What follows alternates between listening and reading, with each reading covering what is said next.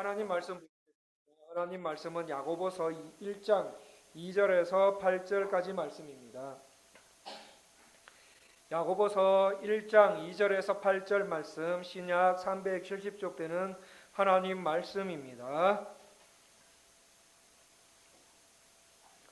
야고보서 1장 2절에서 8절 말씀입니다.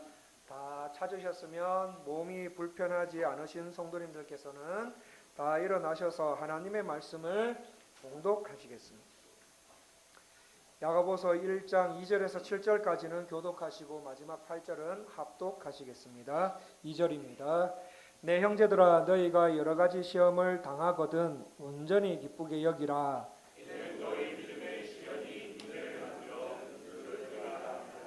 인내를 온전히 이루라. 이는 너희로 온전하고 구비하여 조금도 부족함이 없게 하려 함이라.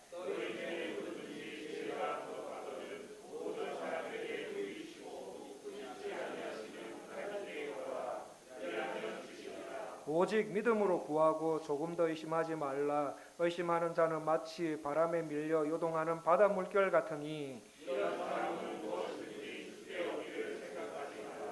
두 마음을 품어 모든 일에 정함이 없는 자로다. 이는 주의 말씀입니다. 착석하십시오. 최치호 멕시코 아름다운 교회 은퇴 목사님께서 나오셔서 지혜가 부족하거든 하나님께 구하라는 제목으로 하나님 말씀 전하시겠습니다.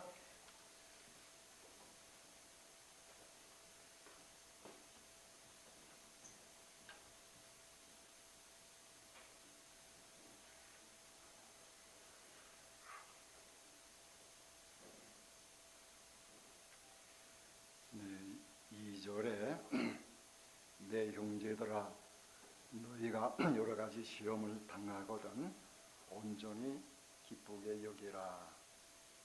형제는 원래 육신의 형제를 가리키는 말이지만은 여기에서는 그리스도의 보혈로 성령으로 거듭난 사람을 일컫는 말입니다. 야고보서는 핍박으로 흩어져 있는 유대인들을 위해서 야고보서가 쓴 것입니다. 그 흩어진 그리스도인이 생계마저 위협받는 상태에서 시련과 어려움을 겪고 있는 초대 그리스도인들이었습니다. 그들은 주님의 임박한 재림을 믿었고 헌신된 그리스도인들이었습니다. 요 임박한 재림이라고 하는 말은 우리가 그러죠. 곧 주님이 오신다, 종말이다, 언제 오실지 모르겠다. 요 단어를 저희가 잘 알아야 오해가 안 생깁니다. 임박한, 긴박한 재림이라고 하는 것, 영어로는 imminent coming. 예수님이 초림하실 때에는 많은 예언 중에 최소한도 40개 예언이 성취되어 나오며 예수님이 초림하셨습니다. 40개 예언이 성취된 다음에 주님이 오셨어요. 재림은 예언 성취될 것이 하나도 없습니다. 그러니까 임박한, 긴박한 재림이라고 하는 것은 금방 온다 이런 뜻이 아니고 예언된 성취가 될 예언이 하나도 없다. 그러니까 언제 올지 몰라요. 징조는 알지만은 때를 알 수가 없는 겁니다. 이게 긴박한 재림이에요.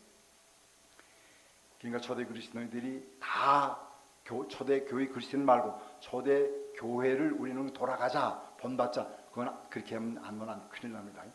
고린도 교회는 이런 교회는 본받지 말아라 하는 것이 본이 고린도 교회입니다. 그러니까 초대 교회로 돌아가자가 그건 잘못된 겁니다. 사실 사람은 시험을 당할 때에 믿음이 입증되어집니다. 거듭난 사람인지 아닌지 사람 앞에서 증명되어지는 것입니다. 주님도 이 땅에 계셨을 때에 시험이 있었어요. 주께서 제자들에게 누가복음 22장 28절에 보면은 너희는 나의 모든 시험 중에 항상 나와 함께한 자들이라 말씀했어요. 우리 성도들이 시험을 당할 때에 함께 참여해 주는 것 대단히 중요합니다. 그러면 그가 힘을 얻을 것이고 그로 인해서 바로 세워질 것입니다.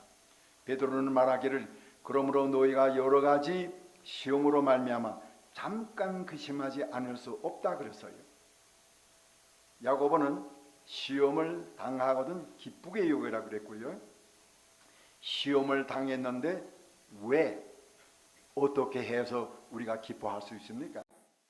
기뻐하라 이 단어 이 자체가 그냥 기뻐하라는 뜻이 아니에요.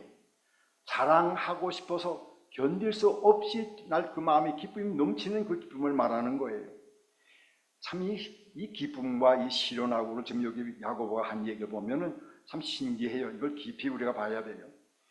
그러니까 기쁨으로 충만한 상태를 가리키고 있습니다. 이것이 어떻게 가능한 일이냐 이 말이에요. 이 시련의 때가 우리의 신앙을 점검해 볼 수 있는 좋은 기회라는 것입니다. 이 기회를 놓치면 사람은 불평하게 되어 있어요. 불평합니다. 3절에 이는 너희 믿음의 시련이 인내를 만들어내는 줄 너희가 알미라. 인내를 만들어낸다. 로마서 5장 4절에도 연단은 인내를 만든다 그랬어요. 그리스도인에게 시험만이 있는 것은 아닙니다. 형통도 있어요. 우리 성경에는 성공이라는 단어는 하나도 없습니다. 그러나 형통이라는 단어가 바로 성공이에요. 그러니까 성경의 형통이 성공입니다. 우리 믿는 자들에게 성공도 있어요. 형통이 있습니다. 시련은 믿음을 굳건히 하게 해주는 인내를 가져온다라고 지금 말씀하고 있어요. 시련이라고 하는 이 단어는 금이나 은이나 동 이런 것을 불 속을 거쳐가면서 재련해서 순수한 것으로 만든다고 하는 그런 뜻이죠. 그래서 거기와 관련된 사용되는 단어인데 여기서 이 믿음은 여기라는 말과 같습니다. 이거 로마서에 보면은 여기라는 말과 같아요. 그러니까 여긴다는 것은 영어로 보면 카운트입니다. 센다, 돈 센다. 그러니까 회계장부의 수로입니다. 회계장부에 장부를 만들어서 손익 계산을 해보는 겁니다. 그러면 믿음의 시련이 인내를 만들어 낸다고 했는데 인내해서 무슨 유익이 있느냐? 무슨 유익이 있느냐 하는 거예요. 우리가 믿음 가지자마자 뭐 생기는 거 없습니다. 없어요. 믿음의 시련이 인내를 만들어 낸다고 그리고 성경에 또 믿음 없이는 하나님을 기쁘시게 할 수 없다고 그랬습니다. 자, 여긴다는 이 단어가 믿음과 항상 관련이 있다고 하는 것을 꼭 염두에 두셔야 돼요. 잊지 마세요. 그러니까 여긴다 믿음, 계산해 보고 이익이 날 것을 보는 것입니다. 예수님도요, 앞으로 올 즐거움 때문에 즐거움을 위해서 십자가의 고난도 기쁘게 받으셨다고 볼 수 있습니다. 그러므로 우리 신앙 생활에서 인내를 우리는 꼭 배워야 돼요. 인내는 기다리는 것과 또 통합니다. 아주 중요한 말입니다.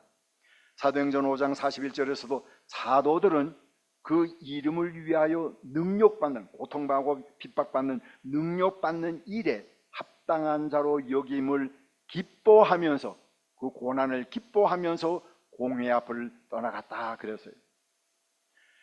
성숙한 그리스도인에게 다가오는 시련, 환난, 슬픔, 실망 등을 어떻게 보는가 하면은 하나님께서 나에게 다시금 하나님의 영광을 보게 하시는 기회를 주시는 것이구나. 이 시련이 바로 그것이구나. 이 시련을 그래서 기쁨으로 여기라고 하는 것이에요. 여러 가지 시험을 당하거든 기쁘게 여기라. 이 말을 헬라어에는 아주 재밌는 말로 표현해 줬어요. 여러 가지 시험을 여러 가지 색상으로 컬러로 얘기하고 있습니다. 그러니까 여러 가지 색상을 가지고 우리 인생이라고 하는 작품을 만들어요. 그림을 그리던 조각을 만들던 만들어내는데 이 작품이 찬란하고 아름답게 우리를 만들기 위해서 많은 재료를 사용해야 되지 않겠어요? 그거 사용하는데 어떤 시료는 레드, 빨간 색깔, 어떤 시료는 옐로우, 어떤 시료는 그린, 등등 많은 색상. 이렇게 시련을 통해서 인생이라고 하는 작품이 만들어진다라고 말씀하고 있습니다. 그 재료가 바로 뭐냐? 시련이에요. 우리가 이 단어의 의미를 분명히 알면은 시련이나 시험을 무서워하거나 원망할 이유는 전혀 없습니다. 그렇게 해서 내가 시련을 통해서 거룩한 생활에 참여하게 되고 또 의로운 삶을 살게 되고 평강이 내 마음속에서 그 열매가 나타나게 되는 것입니다. 그리고 그 주님의 고난에 참여하는 자가 되는 것이에요. 그렇다면은 주님의 고난에 참여한다는 것이 무엇이냐? 어떻게 하는 게 주님의 고난에 참여하는 것입니까? 그리스도인의 고난에 참여하기 위해서는 철저하고 전적인 순종이라고 하는 값을 치르고야 얻어진다라고 성경에 말씀하고 있어요. 그러면 우리는 여러분 예수님 때문에 손해보신 적 있습니까? 예수님 때문에 매 맞아 본 적 있어요? 예수님 때문에 능욕당해 본 적 있습니까? 이것 없이는 예수님 때문에 오는 기쁨을 체험할 수 없다라고 했습니다. 그렇다면 나는 예수님 때문에 감옥에 가본 적도 없고 매 맞아 본 적도 없는데 어떻게 하면 좋습니까? 한 가지만 예를 듭니다. 여러분 예수님 때문에 참아 보신 적은 있습니까? 할 말 다 하고 싸울 거 다 싸우고 기분 나쁜 얘기 다 하고 욕할 거 다 하고 뭐 손해봤어요? 예수님 때문에 손해보신 거 있습니까? 예수님 때문에 얻은 거 없어요. 이건 그리스도의 고난에 전혀 참여하는 게 아닙니다. 그래서 우리가 이 말씀을 통해서 오늘 우리가 꼭 배우고 한번 가져올 것은 이것이 우리가 이것을 나는 예수님 때문에 참아보자. 예수님 때문에 나 나쁜 이 못된 성격 좀 고쳐보자. 예수님 때문에 좀 해보자. 이걸 다짐하고 하지 않으면 이것이 다짐하고 하는 것이 훈련이요 교육이에요. 우리가 성경 공부하고 훈련하자 그럽니다. 이런 것부터 하지 않으면 어디부터 뭘 하겠어요?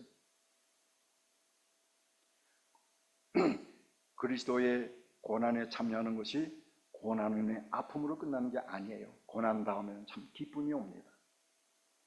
고린도후서 4장 17절에 우리가 잠시 받은 환난에 경한 것이 지극히 크고 영원한 영광에 중한 것을 우리에게 이루게 함이니 어떻게 바울이 지금 이 환난을 여기는가 보세요. 이 환난이 기쁨이라고 그래서요. 여기 보면 아주 가볍다 그래서요. 여기 경한 것이라고 했잖아요. 환난에 경한 것이. 환난을 가볍다고 여겼고요. 그것도 짧다고 그랬어요. 잠시 받는 환난이라고 했잖아요. 어떻게 이렇게 말할 수가 있어요? 기쁨으로 환난을 대했기 때문에 그래요. 그러니까 좀 환난이 왔을 때에 불평불만하면은 정말 사람 찌그러지고 참 몰골이 참 안 돼요. 여기 시련을 당할 때에 왜 기뻐해야 하느냐? 시련이 오면은 인내가 뒤따르기 때문에 그래요. 믿음이 있으면은 열매를 보자고 하는 것입니다. 믿음과 인내가 함께 있어야 열매를 딸 수가 있는 거예요. 믿음이 있으면 사람 앞에 나타나는 열매를 보자고 하는 것입니다. 오래 참는 것은 그리스도의 인격이요 그리스도의 품격입니다. 4절에 인내를 온전히 이루라. 이는 너희로 온전하고 구비하여 조금도 부족함이 없게 하려 함이라. 이 온전이라고는 완전하다, 흔들림이 없다, 끝까지다 하는 이런 단어인데 요 온전이라고 하는 이 단어를 하나님과의 관련시켜서 사용되면은 하나님의 절대성을 얘기하는 겁니다. 절대적인 완전성을 말하는 거예요. 이 단어가. 그런데 이 온전히 지금 우리 여기라고 하는 것은 지금 우리 사람에 관련시켜서 이 말을 할 때에는 성결을 되어지는 삶, 성화를 의미하는 것으로 쓰여집니다. 인내하면 성숙하게 해서 부족함이 없게 한다라고 했어요. 여호와 앞에 잠잠하고 참고 기다리는 것을 배워야 하는 것입니다. 이러기 위해서는 우리에게는 지혜가 필요한 거예요. 그리고 이제 우리 5절에 보면은 우리 스스로에게는 시험을 이길 만한 우리 지혜가 없어요.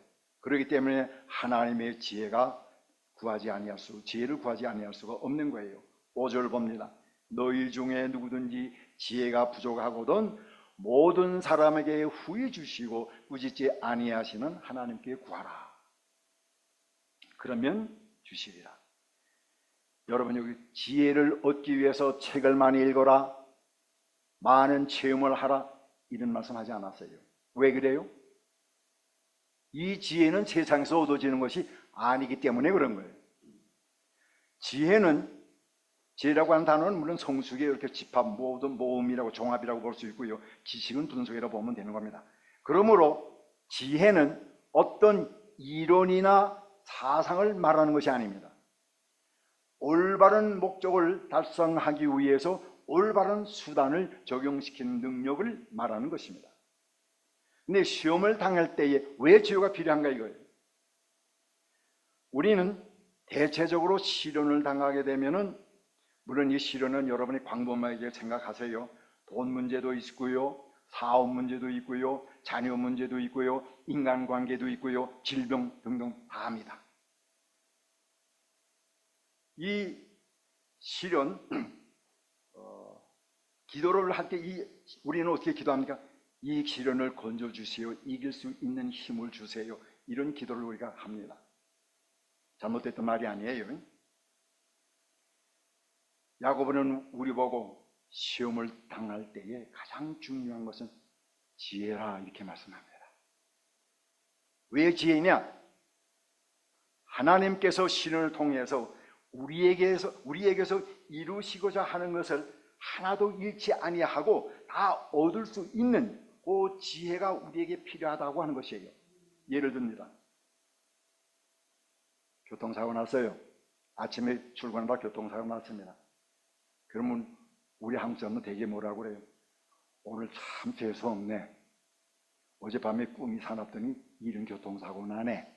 뭐 이런 생각을 많이 한다고요. 또 사고 나면 왜 또 고함을 그렇게 댔다 질러댑니까? 나 한국 보니까 싸움만 해고.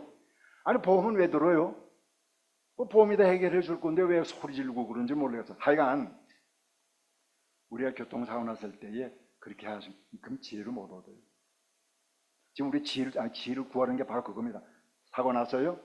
빨리 하나님께, 하나님, 내가 이 고통을 통해서 배울 수 있는 게 뭡니까? 묻는 거예요. 바로 이겁니다. 지금 하나님께 먼저 찾아야죠. 제가 뭘 해야 될까요? 이걸 주시는 저 교훈이 뭡니까? 말씀해 주세요. 그리고 나서 내가 정신이 들면 상대편 차도 바라보고 쭈그려있으면 가서 다친 게 없느냐 해주는 것이 그리스도인의 모습입니다. 이때에 우리에게 먼저 구할 거가 지혜예요. 사고 났을 때에, 어려움이 당했을 때에 여기저기 전화 걸어서 어떻게 하면 좋으냐 펄쩍펄쩍 뛰지 마세요. 먼저 하나님께 지혜를 구하세요. 이게 지금 우리에게 주는 교훈입니다. 유스비 목사님이 있어요. 아주 훌륭하신 목사인데 몇 년 전에 돌아가셨는데 그분의 비서가 몸에 병이 들고 참 마음이 아파하고 많이 설상가상으로 남편도 자꾸 눈이 멀어지는 그런 병을 걸린 거예요. 그래서 목사님이 저들을 위해서 기도해 주셨습니다. 기도를 하고 있는데 기도는 이제 목사님도 이제 같이 안 낫게 해달라고 그러고 이길 수 있는 힘 달라고 그러고 이렇게 쭉 기도하는데 그걸 우연히 그 비서가 지나가다가 그 목사님이 하는 기도를 들었어요. 그 목사님께 부탁드립니다. 목사님, 저를 위해서 기도해 주시는 것 참 감사합니다. 그런데 저를 위해서 기도할 때에 중요한 거 하나 빠졌네요. 뭐니? 지혜예요. 제가 시련을 당했을 때에 이 지혜를 얻도록 기도해 주세요. 이제 우리 기도의 제목이 우리 기도의 참 방법이 바뀌어져야 되겠죠. 시련 중 있을 때에 가장 중요한 것은 지혜입니다. 불평불만하면 전혀 여기는 지혜와 관계가 없어요. 못 얻습니다. 그 교훈을 못 얻어요. 너희 중에 누구든지 지혜가 부족하거든 모든 사람에게 후히 주시고 꾸짖지 아니하시는 하나님께 구하라. 그리하면 주시리라. 후히 주신다고 하는 것은 풍성하게 많이 주신다고 하는 단어도 있어요. 그렇지만 또 한 것은 주저하지 아니하고 주신다고 하는 뜻입니다. 꾸짖지 아니하신다고 하는 것은 우리 성도들의 기도에 대해서 귀찮게 여기지 아니하시고 무시하는 태도가 아니라고 하는 말입니다. 근데 우리가 매일 기도합니다. 저녁에 물어보면 기도를 뭘 했는지도 또 모르는 사람이 대부분이에요. 그렇기 때문에 우리가 중요한 기도는 꼭 적어놓고 하셔야 돼요. 이것이 기도가 응답되었느냐 안 되었느냐. 대개 우리 기도 많이 하시는 분들 보게 되면 80% 90% 다 모르더라고요. 뭘 기도했느냐니까 아침에 기도했는데 저녁 때 되니까 생각나는 게 하나도 없어요 그러더라고요. 여러분, 나를 제일 잘 아는 사람이 나 같은 거 보입니까? 저 같아 보여요? 내가 나를 제일 아는 사람 같이 여러분 느낍니까? 여깁니까? 부모님이 아는 것 같습니까? 아니에요. 하나님이에요. 솔로몬이께서 하나님께 지혜를 구했어요. 열왕기상 우리 3장 9절 이하에 보게 되면은 백성들을 잘 재판하고 다스릴 수 있게 해달라고 지혜 달라고 그랬더니 하나님께서 물질도 주셨어요. 솔로몬이 마지막에 한 말이 뭡니까? 지혜가 제일이니 지혜를 얻으라. 지혜가 제일이니 지혜를 얻으라고 그랬어요. 시편 111편 10절에서도 여호와를 경외함이 곧 지혜의 근본이라고 그랬어요. 우리는 하나님을 경외하는 것을 배워야 돼요. 하나님을 경외하면 하나님 앞에서 그의 모습을 보여줄 것이고 죄인은 그로 통하여 회개도 하게 되고 주님을 구주로 영접하게 될 것입니다. 그리고 그리스도인은 하나님의 지혜를 얻어서 성숙한 그리스도인으로 삶을 살 수가 있는 거예요. 어리석은 사람만이 마음에 이르기를 하나님이 없다고 한다. 지금 세상이 그렇잖아요. 하나님이 없다고만 내가 해도 나 좀 별로 참을만 한데 요즘 하나님은 왜 이렇게 조롱합니까? 요즘 왜 그렇게 모욕을 해요 세상에? 하나님이 지금 내가 노해도 보통 노할 것 같지 않아요. 욥기 28장에서 보게 되면 지혜를 찾느라고 여기저기 찾는 것이 나와요. 쭉 질문합니다. 바닷속에 깊은 속에 가봐도 그 지혜가 없고 지혜가 뭐 값을 순금으로도 말할 수가 없고 등등 뭐 많은 것이 나오다가 지혜 있는 것은 하나님만이 아신다. 하나님의 계시를 통해서만 하나님의 말씀을 통해서만 우리는 참된 지혜를 받을 수 있다라고 욥기에서 결론이 그렇게 나깁니다. 그러면서 하나님의 지혜의 원천이라고 욥기에서도 그렇게 결론을 내리고 있어요.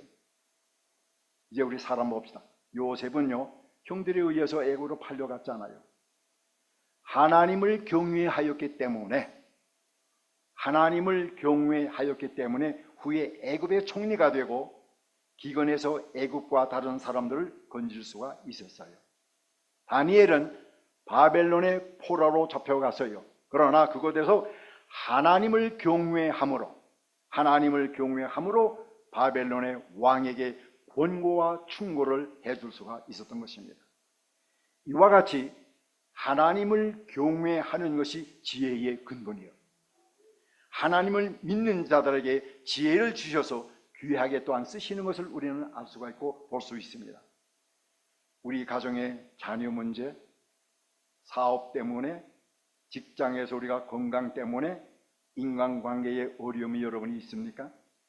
다른 데서 해결 찾으려고 헛수고하지 마세요. 하나님의 지혜를 구하시길 바랍니다. 그러면 하나님께서 우리에게 어떻게 우리에게 지혜를 주시는 과정을 우리가 보게 되겠는데 꼭 여러분 이건 집에 가셔서라도 고린도전서 1장 19절에서부터 25절 제가 이 말씀을 다 읽습니다. 기록된 바 내가 지혜 있는 자들의 지혜, 여기서 지혜 있는 자들의 지혜는 사람들의 평가에 의한 지혜입니다. 그러니까 세상 지혜를 말하는 거예요. 이런 지혜를 멸하고 총명한 자들의 총명을 폐하리라 하였으나 지혜 있는 자가 어디 있느냐? 선비가 어디 있느냐? 이 세대의 변론가가 어디 있느냐? 하나님께서 이 세상의 지혜를 미련하게 하신 것이 아니냐? 하나님의 지혜에 있어서는 이 세상이 자기 지혜로 하나님을 알지 못하므로 하나님께서 전도에 미련한 것으로 믿는 자들을 구원하시기를 기뻐하셨더라. 유대인은 표적을 구하고 헬라인이라고 해서 그리스 사람으로 보면 안 됩니다. 성경에 나오는 헬라인은 이방인을 조금 높여서 좀 존경해서 하는 말로 헬라인이지, 요 헬라인은 그리스 사람만 얘기하는 게 아니에요. 이방인입니다. 그러니까 헬라인이나 이방인이나 똑같아요. 그 헬라인은 지혜를 찾으나 우리는 십자가에 못 박힌 그리스도를 전하니 유대인에게는 거리끼는 것이요 이방인에게는 밀어낸 것이로되 오직 부르심을 받은 자들에게는 유대인이나 헬라인이나 그리스도는 하나님의 능력이요 하나님의 지혜니라. 하나님의 어리석음이 사람보다 지혜롭고 하나님의 약하심이 사람보다 강하니라. 그러면서 29절에 가서 이는 아무 육체도 하나님 앞에서 사랑하지 못하게 하려 하심이라. 여기서 이는 하는 것은 사람이 의해서 평가받는 지혜, 이런 지혜는 아무 육체라도, 이 육체는 우리 몸뚱이를 생각하시면 안 돼요. 아담으로부터 모든 온 것을 말하는 것입니다. 성품 말하고 있는 거예요. 그래서 이걸 말하는 겁니다. 인간은 하나님 앞에서 자랑할 것이 아무것도 없습니다. 이 세상에 있는 자도 여기 서기관이라고 하는 이 선비는 서기관을 말하는 것이고, 변론가라고 하는 것은 그 헬라인들의 철학가를 말하는 거예요. 요즘 여기 그 헬라 말을 들었기 때문에 십자가에 못 박히신 그리스도만이 우리를 구원하신다.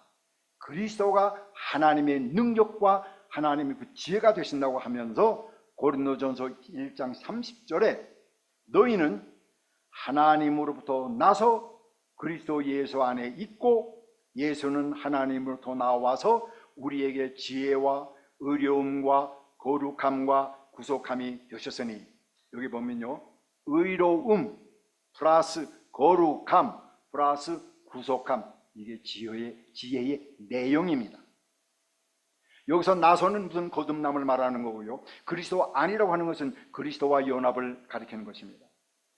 그리스도와 연합할 때에 나는 죽고 그리스도가 내 안에서 사는 것입니다. 갈라디아서 2장에서 20절에 내가 그리스도와 함께 십자가에 못 박혔나니 그런즉 이제는 내가 사는 것이 아니요 오직 내 안에 그리스도께서 사시는 것이라고 그랬어요. 우리에게는 그리스도가 지혜라 귀인 것입니다. 그리스도를 모시지 아니하면 근본적으로 지혜를 갖지 못한 사람이에요. 지혜 있는 삶을 살려면 지혜가 되신 그리스도가 사시는 삶을 살 때에만이 우리가 지혜로운 삶을 살 수가 있는 것입니다. 그런데 무엇을 구했는데 왜 지혜를 받지 못하느냐? 그 해답이 그 다음 구절에 나오잖아요. 6절 봅니다. 오직 믿음으로 구하고 조금도 의심하지 말라. 이게 우리 하나님께 그 기도하는 그 구하는 자의 기본 자세입니다. 의심하지 말라고 그래서요. 의심하는 자는 신앙과 불신앙 왔다 갔다 하는 거예요. 신뢰와 저주 사이를 왔다 갔다 하는 겁니다. 되면은 그런 마음 상태를 말하는 거예요.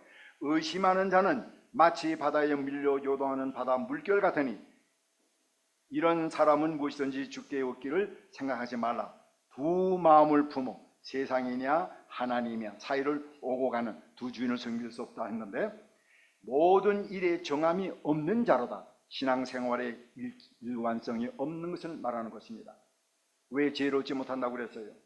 두 마음을 품기 때문에, 그 마음속에 의심이 있기 때문에. 여러분 어떻게 의심이 생깁니까? 요거예요. 글쎄, 그 말씀 듣고 글쎄 또 의심이에요. 그런가 생각하시면 그건 글쎄, 그건 벌써 불신앙이에요. 이것이 두 마음이 되는 것입니다. 우리가 사람을 의심하는 것만큼 사람을 기분 나쁘게 하는 건 없지요. 우리 의심하고 그러면 우리 뭐라고 그래요? 나를 뭐로 알아? 사람은 나를 뭘로 알아? 우리 이렇게 지금 대과 굉장히 기분 나빠합니다. 하물며 하나님을 의심한다고 하는 것은 기분 문제가 아니에요. 기분이 아니에요. 기분이 아니에요. 사람의 됨됨이 문제입니다. 하나님을 의심하는 것은. 사람을 의심하고 무시하는 것은 인격의 문제입니다. 믿음이 없이는 하나님을 기쁘시게 할 수 없다고 그랬어요.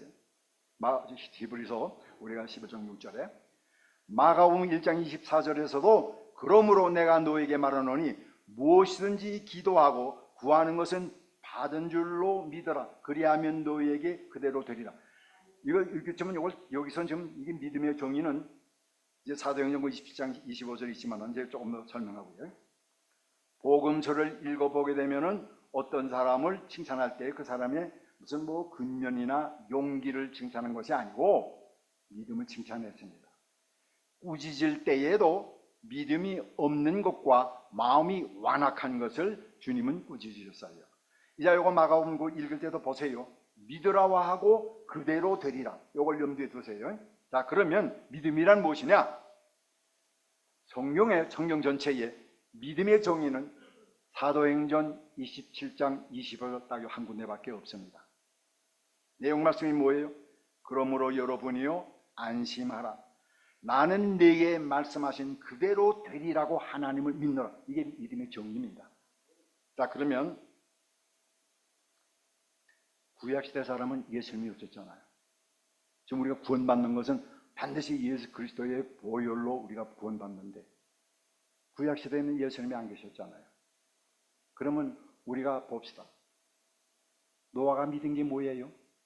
지금 여기 분명히 보세요. 여기는 말씀을 믿으면 구원이라고 했어요. 이제 그거는 이제 구약시대 지금 얘기하는 겁니다. 구약시대는 뭔가 하면 노아는 방주를 지을 때에 뭘 믿었어요? 시험이 다가올 것을 하나님께서 말씀하셨거든. 내가 시험한다. 그거 믿음이에요. 그 믿음입니다. 간단하게 노아는 그 믿음이에요. 아브라함은 못 믿었어요. 바다의 모래같이 하늘의 별같이 너희 자손을 주리라. 그 믿음. 하나님 말씀 그거 믿음이에요. 그 믿음입니다. 그게 구원이에요. 아담은 너희들을 통해서 자손이 간다. 뭐 등등 전부 다 뭔가 하면은 그래서 구약시대 때에 하나님의 말씀을 믿었던 사람은 천국에 간 게 아니고 그 사람이 낙원에 가 있는 거예요. 낙원은 기대소입니다. 대기소예요, 대기소. 그래서 예수님이 어떻게 해서 3일 만에 부활 성천할 때에 지혜야 내려가서 뭐 강했다는 거 거기서 한 게 아니고 그분들을 데리고 천국에 가신 겁니다. 그래서 이제는 예수님이 성천하신 이후로부터 우리의 죽음은 천국 가는 것이지 낙원에 가는 게 아니에요. 그 낙원은 구약시대 때에 하나님의 말씀을 믿었던 사람들, 그러나 우리가 의롭게 되는 것은 오직 믿음의 플러스 뭘 믿음이 뭐냐? 이것이 적용이 안 되면 구원이 아니에요. 칭의인데 예수 그리스도의 보혈의 피, 보혈의 피지만 예수 그리스도의 피, 보혈로 우리는 칭의함을 받는 것입니다.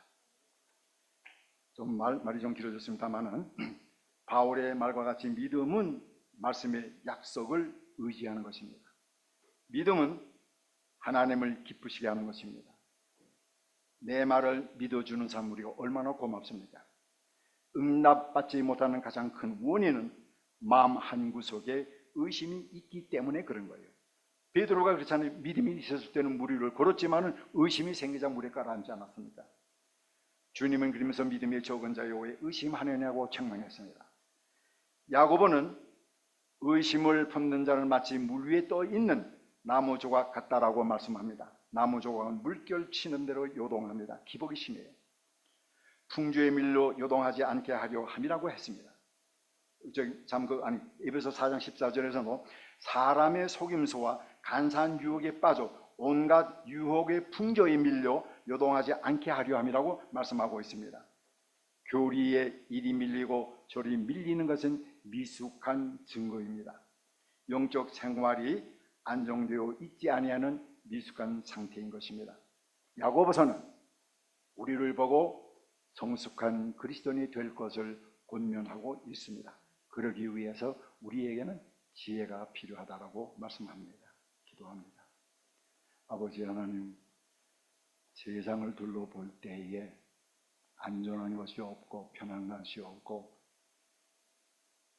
너무나도 혼란스럽고 위험스러운 가운데에서 우리가 이겨나가기 위해서는 이 순간순간 우리에게 다가오는 시련도 있지만 세상의 풍조에 다가오는 이런 시련을 이기기 위해서는 우리는 무엇보다도 주님의 하나님의 지혜가 필요하다는 말씀을 배웠습니다. 이 말씀을 깊이 마음속에 담고 우리 생활에 적용하며 매일 살아가는 사랑하는 성도들의 마음에 심어지게 도와주시옵소서. 예수님의 이름으로 기도드리옵나이다.